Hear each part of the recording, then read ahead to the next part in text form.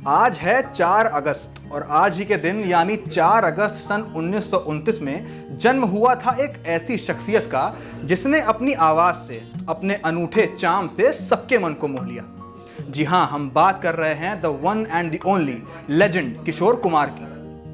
आप सबको किशोर कुमार का सप्रेम नमस्कार। एक छोटे बच्चे से लेकर किसी बड़े बूढ़े से पूछेंगे तो वो किशोर कुमार को जरूर पहचानता होगा। इनकी वर्सेटैलिटी ही कुछ इस तरह की थी। इनका असली नाम था आभास कुमार गांगुली और ज्यादातर लोग इन्हें एक गायक के रूप में पहचानते हैं, लेकिन शायद आपको ना पता हो कि गायक होने के साथ साथ ये एक music director, lyricist, actor, film producer, director, screen writer भी थे। और हिंदी में गाने गाने के साथ साथ इन्होंने कई दूसरी भारतीय भाषाओं में भी गाने गाए, जैसे बंगाली, मराठी, असमीज, गुजराती, कन्नड़ा, भोजपुरी, मलयालम और उर्दू। इन्हें बेस्ट मेल प्लेबैक सिंगर के लिए 8 फिल्म फेयर अवार्ड से नवाजा गया। ये अपने आप में फिल्म फेयर की हिस्ट्री में एक रिकॉर्ड है और उस वक्त की सेरेमनी आज की तरह नहीं होती थी जहां अवार्ड्स को खरीद लिया जाता है। 1997 में मध्य प्रदेश गवर्नमेंट ने द किशोर कुमार अवार्ड नाम से एक म्यूजिक अवार्ड शुरू किया और साहब का आखिरी अनरिलीज्ड गाना 2012 में दिल्ली में हुए एक ऑक्शन में कुछ 1,05,60,000 रुपए में खरीदा गया।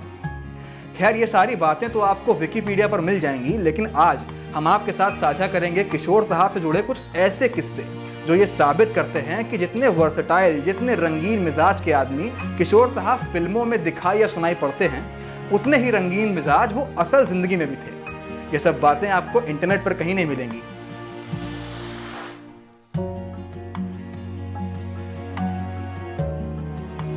अगर आप किशोर साहब के फैन हैं तो आपने एक गाना जरूर सुना होगा, 5 रुपया 12 आना। ये गाना है 1958 में आई फिल्म चलती का नाम गाड़ी का और इस फिल्म में किशोर साहब के बड़े भाई अशोक कुमार भी एक अहम भूमिका निभाते हैं। तो किस्सा असल में यह है कि ये गाना पहले अशोक कुमार और मधुबाला पर फिल्माया जाने वाला था। ये बात किशोर साहब को खटक गई कि भाई फिल्म के अंदर मधुबाला मेरी हीरोइन है तो गाना अशोक कुमार पर क्यों फिल्माया जा रहा है। वो अड़ गए कि अगर ये गाना बनेगा तो मेरे ऊपर ही बनेगा, वरना मैं फिल्म छोड़ दूंगा। आखिर में किशोर साहब की जिद के आगे किसी की नहीं चली और गाने को किशोर कुमार और मधुबाला पर ही फिल्माया गया। गाना खूब हिट हुआ। ऐसे ही एक किस्सा है जब किशोर साहब अपने स्ट्रगलिंग फेज में थे। स्ट्रगलिंग फेज यानी वो थोड़े बहुत गाने गा चुके थे लेकिन अभी उन्हें वो पहचान नहीं मिली थी। किस्सा है लता मंगेशकर से जुड़ा हुआ। लता जी कुछ हिट गाने देने के बाद अपने करियर के ऊपरी चरण में थी। एक बार वो एक गाने की रिकॉर्डिंग के लिए अपने घर से निकली और स्टूडियो जाने के लिए एक बस में चढ़ी। उनके साथ ही बस में किशोर साहब भी चढ़े। एक बस स्टैंड में लता जी ने बस चेंज करी तो किशोर साहब ने भी उनके साथ ही बस चेंज करी। लता जी ने किशोर कुमार का नाम तो सुना था लेकिन वो उन्हें शक्ल से नहीं पहचानती थी। हालांकि किशोर साहब लता जी को जरूर पहचानते थे। तो हुआ क्या कि बस से उतरकर जब लता जी स्टूडियो के अंदर जाने लगी तब भी किशोर साहब उनके पीछे थे। लता जी भागकर डायरेक्टर के पास गईं और उनने कहा कि देखो ये आदमी कब से मेरा पीछा कर रहा है, सिक्योरिटी को बुलाओ। तब डायरेक्टर ने उनको बताया कि अरे भाई यही तो किशोर कुमार हैं जिनके साथ वो गाना गाना है।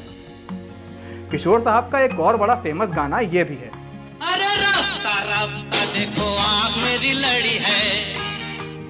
इस गाने में एक लाइन है जो हीरोइन बोलती है, ये क्या कह रहे हो? मैंने ऐसा तो नहीं कहा था।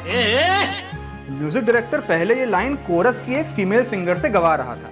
गाना फिल्माया जा रहा था रेखा पर, तो किशोर साहब ने अपने मन में कोई मैल ना रखते हुए कहा कि भाई ये लाइन तो रेखा जी को स्वयं गानी चाहिए वरना बड़ा ऑड लगेगा। म्यूजिक डायरेक्टर ने मना किया कि नहीं, मैं तो ये लाइन कोरस सिंगर से ही गवाऊंगा। तो किशोर साहब ने बड़े प्यार से गाना छोड़ने की बात कही। अब कौन इतना बड़ा रिस्क लेगा, तो म्यूजिक डायरेक्टर बात मान गया और ये लाइन रेखा से ही गवाई गई। कहा जाता है कि किशोर साहब की बात सब लोग अंत में इसलिए मान लेते थे क्योंकि वो अपना कॉन्ट्रडिक्शन बड़े ही प्यार से व्यक्त करते थे। अड़ियल भले ही कितने भी हों, इंसान बड़े प्यारे थे किशोर साहब। एक और बार की बात है, एक फिल्म की शूटिंग चल रही थी। सीन था कि किशोर साहब एक खुली जीप चलाते हुए एंट्री करेंगे। सेट लगाया गया और डायरेक्टर ने बोला एक्शन। साहब जीप चलाते हुए आए। डायरेक्टर से गलती ये हो गई कि वो कट बोलना भूल गए। बस फिर क्या था, किशोर साहब ने जीप नहीं रोकी और चलाते हुए आगे निकल गए। फिर वापस आए 2-4 घंटे बाद। डायरेक्टर ने पूछा कि आप कहाँ चले गए थे, तो किशोर साहब बड़े ही प्यार से बोले कि सॉरी यार, वो जीप बड़ी पसंद आ गई थी, थोड़ा घूमने निकल गया था। मूड बड़ा अच्छा है। कहा यह भी जाता है कि जब कोई फिल्म मेकर इनके पास स्क्रिप्ट लेकर आता था कि सर मुझे आपको अपनी फिल्म में लेना है, तो स्क्रिप्ट सुनने के पहले ये उसे 3 वीडियो क्लिप दिखाते थे। ये वीडियोस एक तरीके से उनकी रेट लिस्ट थी। अगर ये वाली एक्टिंग चाहिए तो इतने पैसे, ये वाली तो इतने पैसे और ये वाली तो इतने पैसे। मतलब क्या बात है, प्रोफेशनलिज्म हो तो ऐसा। एक और बड़ी इंटरेस्टिंग बात यह भी है कि किशोर साहब के बारे में कहा जाता है कि वो एक से एक सीरियस गानों को भी नाचते हुए गाते थे। मैं जो यहाँ आया हूँ ये आप सबका प्यार है। तो ये थी कुछ बातें, कुछ किस्से किशोर साहब से जुड़े। ऐसे ही कई किस्से और भी हैं। किशोर साहब की मृत्यु 13 अक्टूबर 1987 को हुई। लेकिन वो कहते हैं ना कि एक कलाकार कभी नहीं मरता, और कलाकार किशोर साहब जैसा तो हमेशा हमारे दिलों में जिंदा रहेगा। बात दरअसल ये है कि ये जो हम नाचते हैं, गाते हैं, दुनिया को एंटरटेन करते हैं, ये सब क्या है? तो ये थी हमारी कोशिश इस लेजेंडरी पर्सनालिटी को ट्रिब्यूट देने की। अगर आपको ये वीडियो पसंद आया हो तो हमारे पेज को फेसबुक पर लाइक करिए, इंस्टाग्राम पर फॉलो करिए और यूट्यूब पर सब्सक्राइब करके बेल आइकन दबाइए। कैमरे के पीछे है मेरे दोस्त दिग्विदांश।